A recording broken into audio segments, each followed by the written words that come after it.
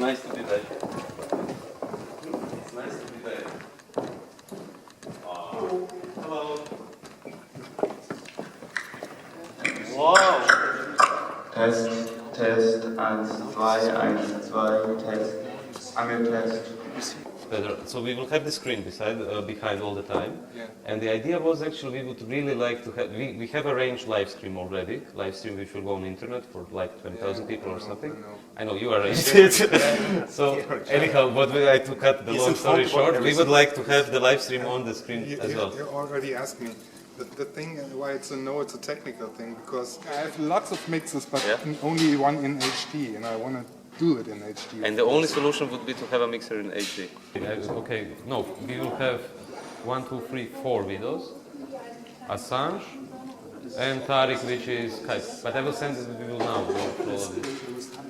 But we just wanted to check this so we can work on the. Okay. Okay. Thanks. See you Monday. Yeah. Thanks. Bye. Bye. Ciao. You can go to the church. The old-fashioned system of creating a political party in the context of the nation state, making promises that you cannot fulfill once you are in power, if you ever gain government, that system is finished. I have watched mighty finance ministers, including these countries, being reduced to a state of helplessness in the context of the European Union Council, in the context of the Eurogroup. So if we are right that another political party, another organization in the context of the nation states is the wrong way to go, what is the only alternative? The only alternative is to try something we've never tried before.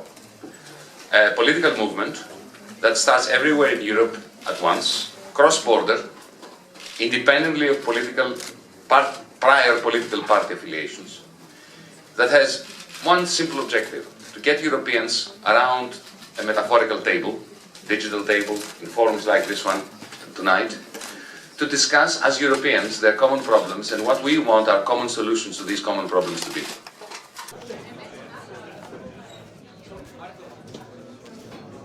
I suggest we go by alphabet. That's the most neutral thing, right? Yeah, of course. Cool. And I'm including Jacob Applebaum to speak here. He's here, and I think it's important. And I didn't see Angela, so maybe we will exchange her. Yeah. And Negri is not here. So Good. So have a few more minutes. yeah. But I thought it's okay that you're here also from the beginning. And I'll be here in every session. I think we can actually start soon. Yeah. okay, Yeah, great. yeah. Let them get in. You can sit near me if you want. And Jacob will also, or here, near Jake, or here. Walter, is this frei here? Yes.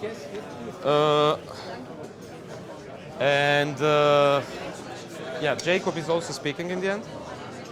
And everyone has 3 minutes maximum. What does democracy mean in a situation in which you are not confronted with the existence of institutional channels that can articulate democracy? What does democracy mean in a situation in which you have to invent the very institutional kind of devices that make the political articulation of democracy possible? And I think that in such a situation, in a situation that is characterized by what has been kind of declared openly in France as a state of emergency, one of the main aims of a movement like DiEM should be to declare a state of democratic insurgency all over Europe.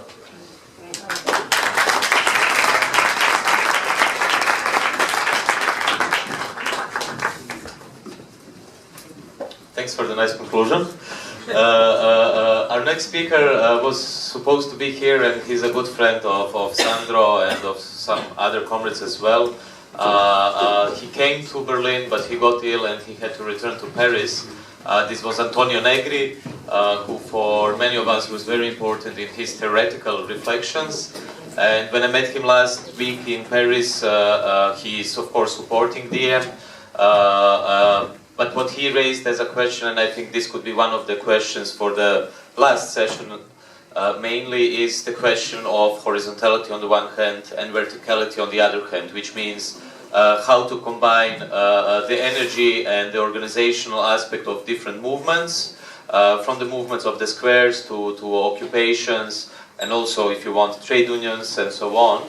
And on the other hand, political parties and classical political parties. And this is a very interesting question, which I think DiEM also has, and we all of us here have to solve.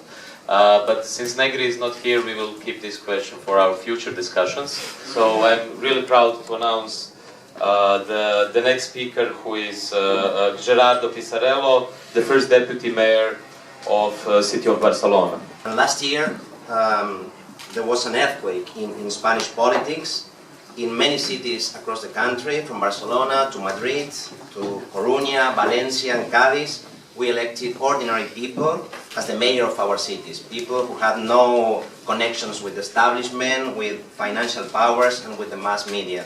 And this democratic revolt made Ada Colau, who was an activist that had practiced civil disobedience in defense of the right of housing, was the first woman mayor in Barcelona. Since then, of course, things have not been easy. Our cities have become the front line in the battle against the predatory capitalism that has taken Europe hostage. But with the support of our neighbors, with the support of our people, we have been able to make things that they said would be impossible, concrete things. We have been able to stop evictions, to increase school loan subsidies, to force banks to give up empty apartments for social housing, to fight xenophobia, to stop the privatization of nursery schools and healthcare centers, to promote the cooperative economy. Of course, we know that that's not enough. Of course, we know that we cannot do it all at the municipal level. We know that if we don't want to fail, we need local and global change at the same time. But we think that to create a network of rebel cities in Europe is something fundamental right now. We need to create this network of rebel cities because it's the only way to end the dictatorship of austerity. It's the only way to stop it by forcing change from below and by winning the right to the city, which is very important for us. So here, from Catalonia, from Galicia, from Andalusia, from the punished south of Europe, we call on you to build a new internationalism, a new European municipalism also, a municipalism based on the right to the city. Here, in 1937, Barcelona opened its arms to many, many people, men and women, who came from across the world to fight for democracy against the forces of Franco. And we need you now. We need you just as we needed the international brigades in 1937. We are committed from Barcelona to contribute to these winds of change of which Yanis speaks. If we want to free this Europe that's been kidnapped by the Troika, we deeply believe that we have to start from the cities. If cities are where democracy was invented, it will be from our cities, from our towns, from our neighborhoods that we can win it back. Thank you very much. If you want to build a movement, I think it's impossible to do it without art. So I'm very glad that we have many artists present today as well. One of the first who will speak is on my left hand. On my left side, it's Angela Richter from Germany, a theater director and an activist for WikiLeaks. If I may say so, I'm not sure, but she made a play on WikiLeaks, among other things. Please. Thank you, Srećko.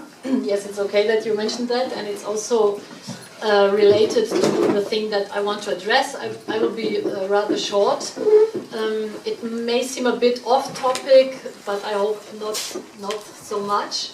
I want to make a call for support for digital resistance and digital dissidents.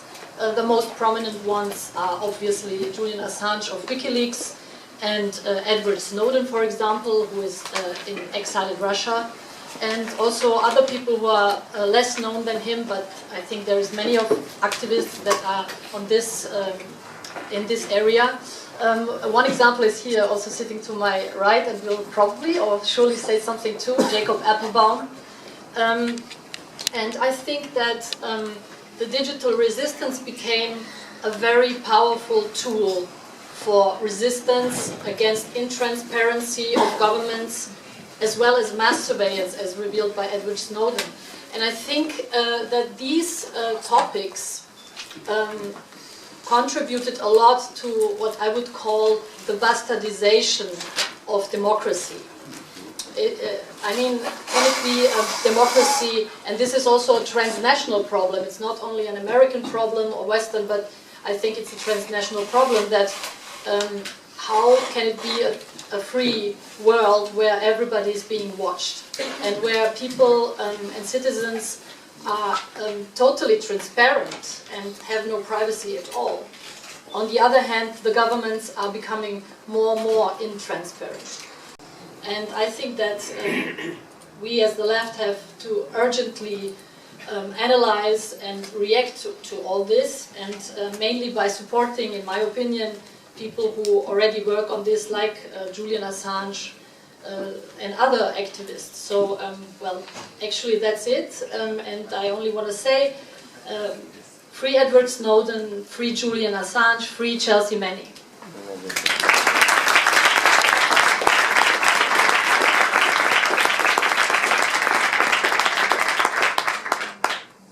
Thanks a lot for this, and thanks for raising the question of technology. Without technology, I think this movement is dead already at the very beginning. Happily, someone is still free. He's on my right hand. He's the activist of Tor Project and also activist of WikiLeaks, and let's hope you will still be free. It's Jacob Applebaum. Thanks a lot for being here. Thank you for having me. I'm an American by birth, but I'm an immigrant by political circumstances. The work that I've done, some of you know it, I've revealed the spying of Chancellor Merkel in Der Spiegel, and for this I feel safe to live in Germany. But it is the case that in working with Edward Snowden and Julian Assange, I have seen great political problems arise in my own country and in other places, and I came to Europe with the promise of democracy. And so what I would say is that technology is a fundamental and critical part of having a democracy. It is essential to understand, for example, the power of surveillance. So, for example, we need to build awareness about not only mass surveillance, but also targeted surveillance. For most of the people in this room, you are legitimate targets of targeted surveillance, and it will be done through mass surveillance. So it is important that we not only talk about rights, but we talk about responsibilities. So, for example, we need to talk about the duty of care that a state has, not only to protect against spying, but also to build alternatives that are designed, by design, in fact, to resist violations of rights. So let us consider the threat of so-called big data. What was the first big data project of Europe? It was the Holocaust. And we must remember that it was IBM and their first visions of smart cities that brought us to the terrors of the 20th century. It was Thomas Watson himself that did that. And it was American capitalism that brought that to European shores. And it was the Nazis that perfected us. We should not let that repeat with more than 80 bits of data, which is what they had approximately when running Auschwitz. Now with smart cities, they have millions and millions of bits of data about every person and in real time. No more complicity where people volunteer information is required because we carry the policemen in our pockets. These are our telephones, these are our computers. And so we have to be extremely careful to understand that when we choose an architecture of surveillance allegedly under the law, it is not just the Golden Dawn, for example, who when they take control of systems that will use it, it is in fact a pyramid of surveillance and a pyramid of power in which the Americans will also exploit it, as they have done in Greece in the Athens affair. It was the CIA and the NSA that took control of Vodafone systems, and it will be Golden Dawn that will take control of them as well. And so the question is not about whether or not we would like lawful surveillance, but whether or not we would like us and ourselves and our societies to have autonomy. So what will we do about this? First, just as we consider issues of the environment, economy, gender justice, we must also consider that the internet and corporations, which, well, extremely useful, are fundamentally and deeply anti-democratic. And I come from California. I speak of this from the perspective of a person who rejected a job at Facebook because I understood that to work on the Tor project was to build peer-to-peer solutions to help to build resistance. Anonymity networks run by the people, for the people, not by corporations. Because what say do we have in the behavior of a Californian neoliberal arm of US intelligence? The answer is none, except to inform on our friends by using them. And so we must reject using them when we believe that they are neutral, because they are not neutral. We need anonymity networks to change the value of mass surveillance from an economic perspective, not only so that we can be anonymous as we choose on the internet, but to retain choice as we maintain in the physical and social world. Because the trust relationships that we have between humans do not transfer through the technology that we use. Every time we communicate with a friend via SMS, we are also telling the Bundesnachrichtendienst, the NSA, we're telling the GCHQ, we are telling them what we are doing in a way that we would never welcome them into our social circles. So we must use the internet to organize, but we also must mitigate its risks with encryption. So who is impacted? Raise your hand if you have a telephone. Who doesn't? Exactly. And who has a computer? We are forced into complicity of this spying, and we will not benefit from it. We do not get the logs of our own phone conversations. We do not get the logs of our text messages, and we do not get them from other people. We will not be able to use the surveillance to our benefit. It is an asymmetric power that is used against us. And strong cryptography can change this. So just as we must seize the control of production, we must also seize the control of the means of reproduction. And I don't just mean for ladies, I mean also in terms of information justice. It is important to understand that this is a key element of all of the spheres of all of our political struggles. And just as the economy is a part of our lives, so too are the networks that run it. Everything that we are doing, unfortunately, and also fortunately, goes through the internet. So even when you do not use the internet, it is using you. So what we need is neutral networks with privacy by design, with free and open software and hardware where we control not only the basis of the devices, but also all of the software that runs on it. We need also to develop that software in a free and open way. We need strong cryptography not only to hide, but specifically for integrity, for authenticity, for availability. And from that we can have autonomy, not only on the internet, but in the physical world that we have. So how does this relate now to DiEM? Now, I admit I was not involved before last night, but I feel as an immigrant that maybe I would be welcome here. And I'm not a European citizen, and if anyone would like to help me with that, I would remain an immigrant, actually. Because what I would like to say is that the dream of Europe is not of me being a citizen, but in fact to be able to participate as a human being, regardless of national boundaries. It is not important to me. It is not important to me to be a citizen. Well, citizenship is the right that grants all other rights. What I hope that DiEM will bring is that I will have rights even if I were stateless. And that is important to me. It is not just a matter of finance or of capital, but also of surveillance capital. And that ensures non-democratic control at a world scale, the likes of which could not happen without technology. And so we must have personal privacy and institutional transparency to have a chance at democracy. So we must leak more documents. We must support cryptography. We must use it in our efforts. We must build peer-to-peer networks to support and to use them. We must free Julian Assange. Absolutely, we must bring asylum for Edward Snowden. And we must also free Chelsea Manning. Thank you.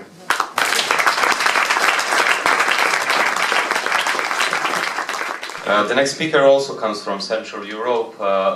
He's the editor of Krytyka Polityczna from Poland, Slavik Sierakowski. It's easy to create a social protest, or maybe not easy, but it's possible, and it's very, very hard to create a social movement.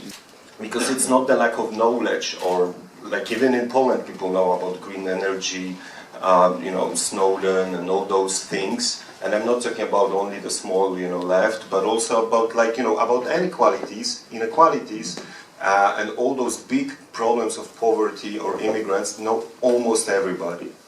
The problem is that they know about it and they don't do anything with this.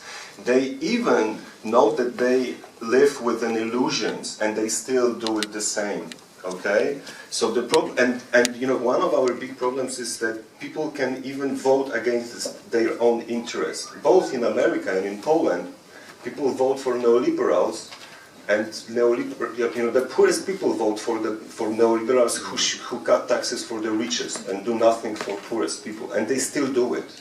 Okay, this is the problem, and I think what if we will go only for manifesto, and I know that we don't. I know that it's not the intention of Yanis just to stick to manifestos or solutions for euro bonds and everything. I know it. So we should find a solution, and this is my conclusion, how not to stick to arguments or emotions that the left used to do, but how to create the common experience, because only common experience creates social bonds.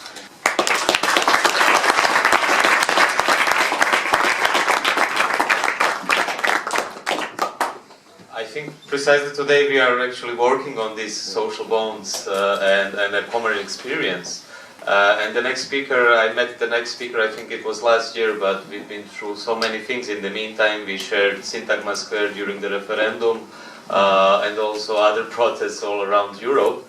And it is precisely that a common struggle and a common ideal was bringing us together, and that it brings all of us together, I think. But of course your question is how to develop this on a universal level, not only among us, of course. But this is the first step, I would say. So the next speaker and the last speaker, and then we open the floor for discussion, is Margarita Tsomou. People have no alternative to vote anymore in Greece. They still are angry, but the game of representative democracy is something functioning. No one believes in it anymore, because they know whomever we vote, it will be the same politics coming out. What do I want to talk about? I want to talk about the growing delegitimation and the growing alienation of people to democracy as it is today. To democracy as an institution, not to democracy as a desire of people. I think people want more desire, don't see it in our institutions as we have them today. And this is not only limited to Greece. I think this is exactly the basis for the far right to grow. They are the ones that propose their solutions to people who feel that they lost their juridical rights, but they lost also their social rights. They think as themselves as the alternative to this establishment of democratic institutions as we have today. So for me the question for DiEM is, what can we offer else? What does it mean to democratize? What does it mean to put the demos back into the democratize? Can we offer something more than a proposition to please beg, to please vote a Green MP, please vote a Social Democratic MP? Can we offer something else than that? I would experimentally suggest, for me the key there is participation and self-organization, also in a local level. Why? Because it's already happening. People self-organize throughout Europe and change their lives in every day and feel it, can experience it and change their consciousness throughout it. And we saw that actually Podemos and Syriza were from a major part, a result of these movements. We see the solidarity networks in Greece. We see Barcelona on Commune functioning wonderfully as a new suggestion of participatory democracy. We see even the refugee solidarity groups here in Germany. So, what I want to say is, I really want us to take seriously this suggestion of a new constitutional assembly. Are we really taking this seriously? Then I would want us to rethink these democratic institutions, as you were proposing, and I would want us to rethink them as participatory structures. That's why I don't think that the answer to the far right is less democracy as a republic, but more democracy. I think digital worlds are a key for that, and the networking of rebel cities are a key for that. I think we should enlarge the political power of those citizen-led participatory movements and make them political organizations. And I think this is, for me, it might sound utopian. I think we have to rethink all the classical questions we had in the ages of democracy. Because we know democracy has always been an empty signifier, right? No one ever, applied a real democracy. It was always dependent on the balance of forces. So let's rethink democracy, as it was done in constitutional assemblies, in order to reach those people who are disappointed from democracy as it is, in order to reach those who feel non-represented and are not represented, also partly still not sufficiently in DiEM, in order to reach the poor, those who don't vote, in order to reach women, in order to reach queers, in order to reach non-whites, which we don't have at all here today, in order to reach the migrants and to reach the non-citizens, the stateless, as you say, because our democracies, as they're structured, have no place for people without passports, have no place for non-citizens. I think these are also political subjects that we have to take seriously, and thinking in this direction would be, for me, an interesting way to go with you.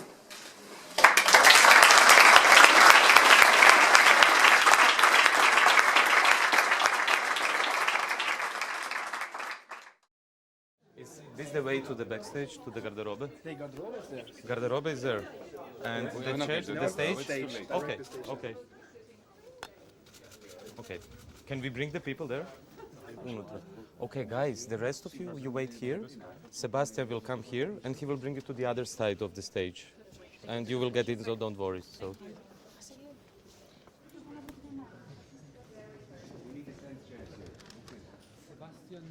Where is Sebastian? Caroline is here. Good. Okay. Caroline is here. Who else?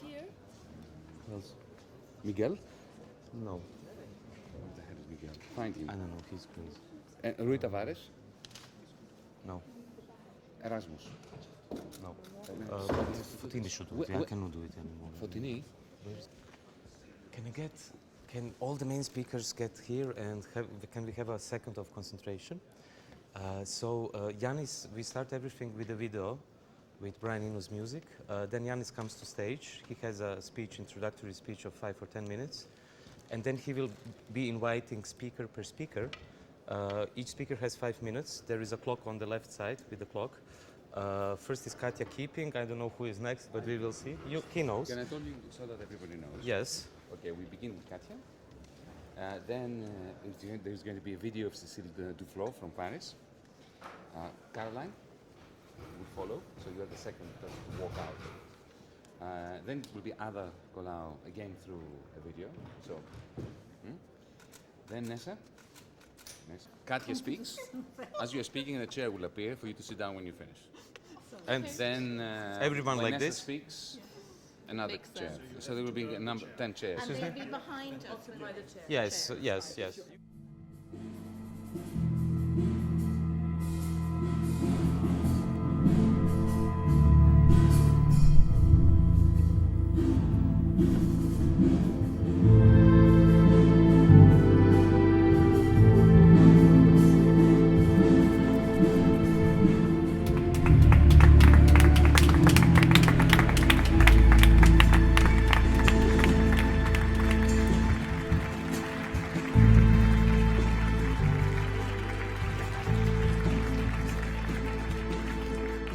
Guten Abend, Volksbühne. Guten Abend, Berlin. Guten Abend, Deutschland. Guten Abend, Europa.